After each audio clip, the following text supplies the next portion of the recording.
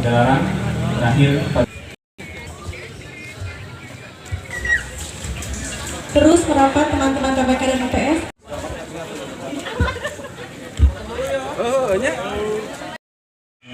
Gitu ya.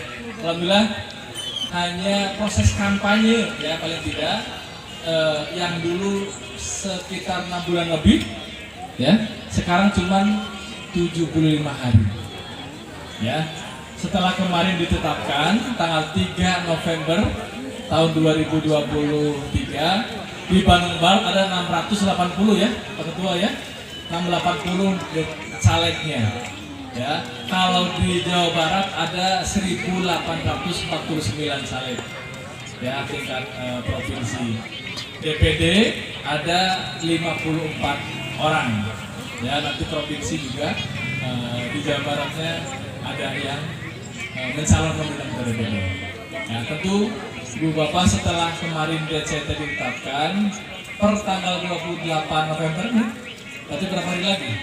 Sekarang tanggal 11 ya. Nanti ke 28 berapa? 16 hari lagi. 16 hari lagi nanti kampanye pemilu 2024 dilaksanakan. Sampai kapan?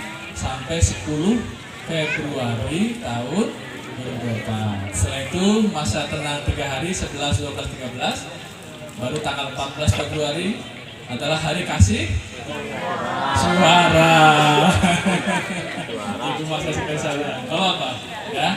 Mudah-mudahan dengan menggunakan kasih sayang Ibu Bapak memilih orang yang tepat, begitu ya. Nah, seperti Ibu Bapak memilih calon. Nah, Ibu sudah punya suami? Sudah. Dulu waktu milih suaminya pakai kasih sayang nggak? Pakai kasih sayang. Berarti nanti pas suaminya. Alhamdulillah. Bapak cinta? Cinta. Alhamdulillah. Gugup. Sayang, Pak. Jadi nanti pas memilih Ibu Bapak sambil gandengan tangan di TPS ya. Tunjukkan kasih sayangnya sambil bergandengan tangan, nanti juga ikut nyoblos di 14 Februari ya. Barengan satu-satu nanti ya, satu-satu boleh. Nanti bilik suaranya ada lebih dari 1 ya, ada 4, jadi boleh berdampingan lah gitu ya, kalau sesuai dengan aturan yang ada. PS literasi aksesibel yang bisa dijangkau oleh para komunitas disabilitas ya, nanti bisa dicek karena sekarang TPS itu sudah diintegrasikan ke Maps ya, mudah-mudahan nanti bisa sambil berjalan, nanti Ibu bisa ngecek TPS-nya. Ibu kan sudah tahu TPS-nya di mana? Ibu sudah tahu? Cek ya, cek dpt.online.kpu.go.id ya, tinggal masukin nomor NIK, nanti keluar data PKPU pemungutan dan penghitungan suara ya. Nah, Bapak masih ingat surat suara kemarin di pemilu 2019 ada berapa? 5 apa saja? Presiden, DPR RI, DPD, DPRD provinsi, DPRD kabupaten. Pilpres warna surat suaranya abu. DPR RI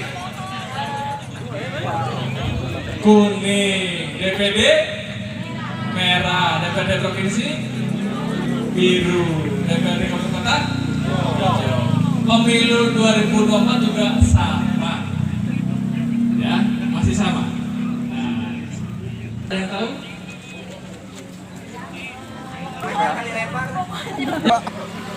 Yang disabilitas ya, kalau yang di belakang masih tahu. Ada yang tahu? 30 kali 20 kan ya, Pak? 30 kali 20. Koran. Nah, ada koran.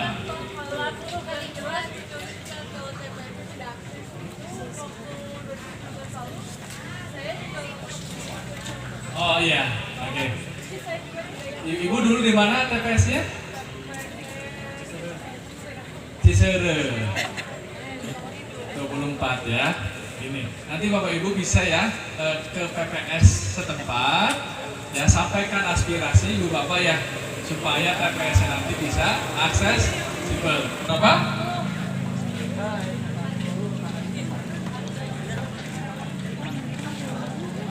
Yang kalau panjang yang kesini yang ke bawah. Panjang 40. Ah, licik jadi mah. Masih satu. Licik ya mah. Bagi-bagi ya, bagi-bagi.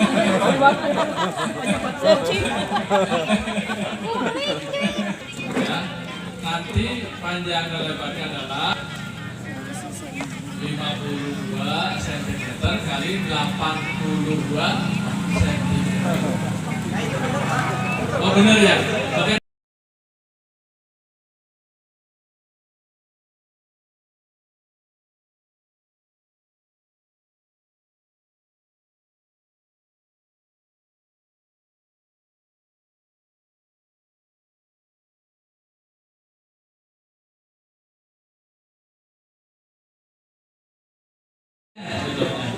Di Banten, nah dapat berapa?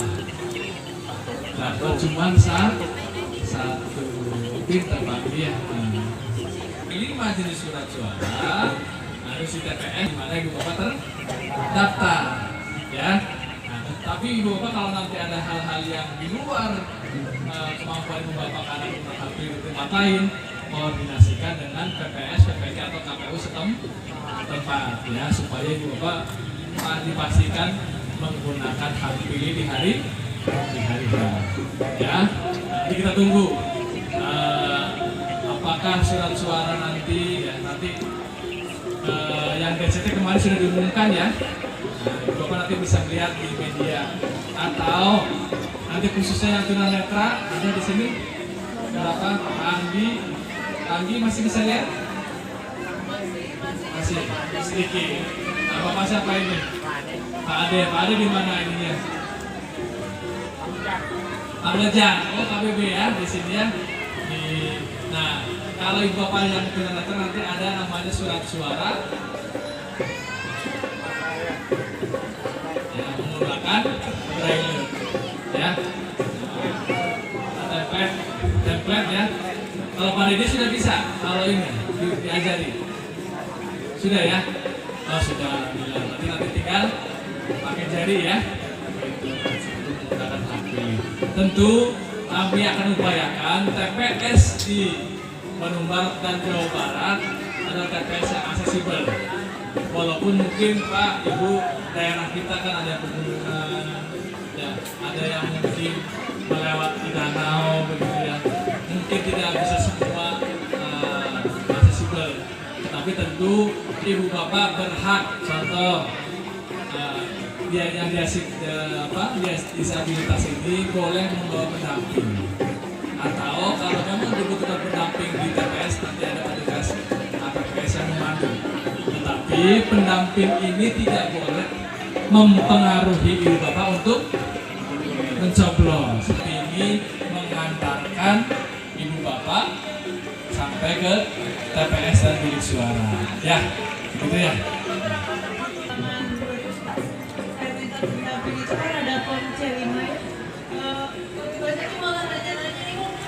Datang ke TPS, tapi petugas TPS-nya yang barangkali menghampiri ke tempat disabilitas ini. Mungkin itu perlu dipertimbangkan.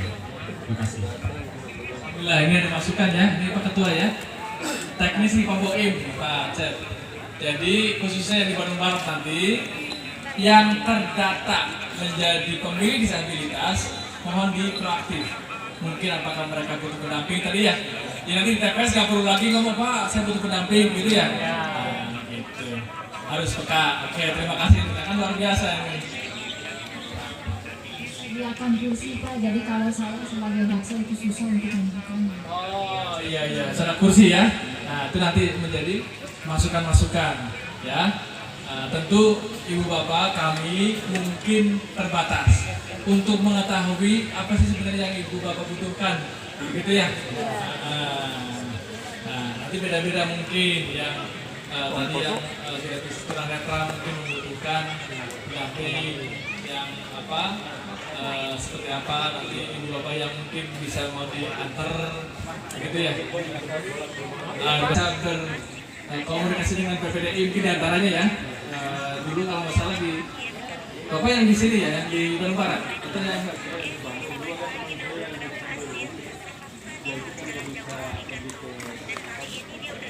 Karena keadaan lumpuh, nah dia nunggu petugas yang datang, tapi nggak ada juga yang datang. Jadi dia nggak bisa memberikan hak suaranya. Ini masukan yang luar biasa buat kami. Ya, oh ada lagi, luar biasa nih, tepuk tangan nih buat disabilitas. Ini saya. Mungkin tambahannya di setiap TPS Pak ya bisa dibentuk semacam bukan satgas mungkinnya, tapi layanan untuk disabilitas Pak. Jadi kami kalau bertanya itu tidak susah untuk habis ke siapa.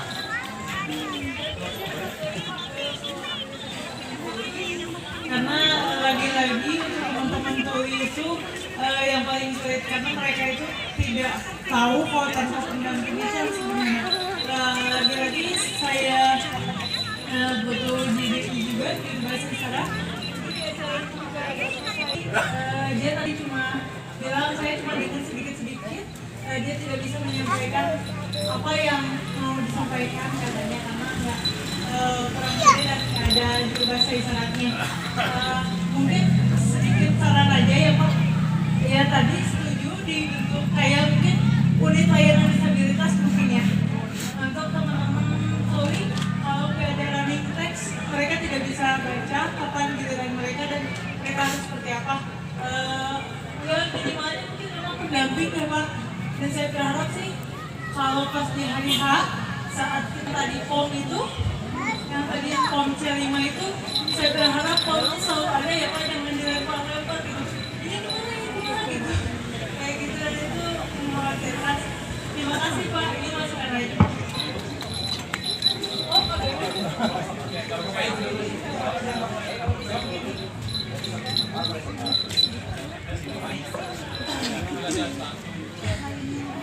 izin mudah-mudahan bisa ya masukan untuk Kabupaten Bandung Barat umumnya buat semua. Yang pertama sih pengalaman beberapa waktu yang lalu. Yang pertama saya ingin menyampaikan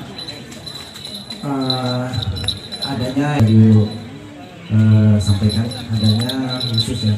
Jadi harusnya petugas itu menyambut, menerima dan melayani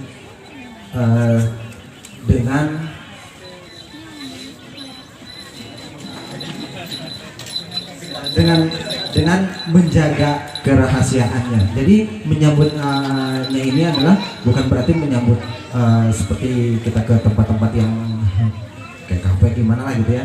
Tapi menyambutnya dengan disesuaikan, jangan sampai yang netra disesuaikan dengan yang tuli. Sini pak, nah ada ini atuh gitu kan, gitu. Nah lalu menerimanya ini adalah menerima sesuai dengan kebutuhannya si disabilitasnya ini. Nah menerima saya ada datanya juga ya, beberapa petugas yang boleh saya katakan jijik gitu ya ketika menuntun si disabilitasnya ini, padahal saya belum pernah mendengar ya seorang disabilitas itu disabilitas menular, belum ada ya. Ada juga dasar tuli, netra dan lain sebagainya gitu. Nah, dan melayaninya ini harus kalau bisa sesuaikan juga, kembali lagi disesuaikan dengan disabilitasnya. Nah jangan sampai si disabilitasnya itu tidak bisa merasakan mencoblos. Maksudnya tidak bisa merasakan mencoblos ini ketika memilih suara, memilih apa yang dipilih, itu si petugasnya yang menghampirinya sok kali ku bau, kalau bahasa Sundanya ya sok kali ku bapak di bantuan, sok milih mana, nah baru dia yang akan melakukannya. Nah jadi ketika saya tanya gimana rasanya mencoblos, nggak tahu, bilangnya nggak tahu karena dia nggak melakukannya. Baik demikian, terima kasih. Baik, terima kasih banyak untuk kesempatannya. Kebetulan saya di sini juga mewakili mewakili atau mewakili orang. Iya, jadi barangkali ini kesimpulan dari suara teman-teman disabilitas di sini adalah bahwa perlu dilaksanakannya semacam bimtek begitu atau capacity building kepada para petugas yang terkait dengan proses pemilihan umum baik tingkat nasional sampai daerah bahkan sampai ke kecamatan kelurahan. Ya kenapa? Karena ini walaupun event hanya 5 tahun sekali, tapi suara kita kan sangat menentukan ya, sangat menentukan. Dan ketika itu tidak tersalurkan akan entah ada berapa juta atau ribu mungkinnya pemilih dan suaranya akhirnya tidak bisa tersalurkan hanya karena pertama masalah aksesibilitas, kedua masalah ketidakpahaman para petugas di lapangan, ketiga ya tidak ada layanan-layanan khusus kepada teman-teman disabilitas untuk bisa menyalurkan suara. Jadi kami berharap barangkali bisa saling bersinergi ya terkait bimtek ini. Bagaimana cara pendampingan atau pelayanan disabilitas dalam proses pemilu. Sebetulnya kami sudah sering sekali menyuarakan hal seperti ini setiap kesempatan, baik dengan KPU, Bawaslu dan sebagainya. Tapi ya memang ini sebuah proses yang sangat panjang untuk mendapatkan perubahannya ya. Tapi kalau itu tidak dimulai, tidak akan pernah berubah. Sementara kami juga sebagai warga negara Indonesia juga mempunyai hak yang sama dan setara dengan negara Indonesia yang lain yang dari kalangan non disabilitas. Jadi mudah-mudahan ini bisa dipertimbangkan Pak, dilaksanakan bimtek atau capacity building terkait dengan layanan bagi penyandang disabilitas dalam proses pemilu. Mudah-mudahan bisa dipertimbangkan. Terima kasih. Cukup sekian, terima kasih. I love you. Oh, ya demikian saja. Pokoknya gak nyoblos, gak keren, gak asik, gak seru.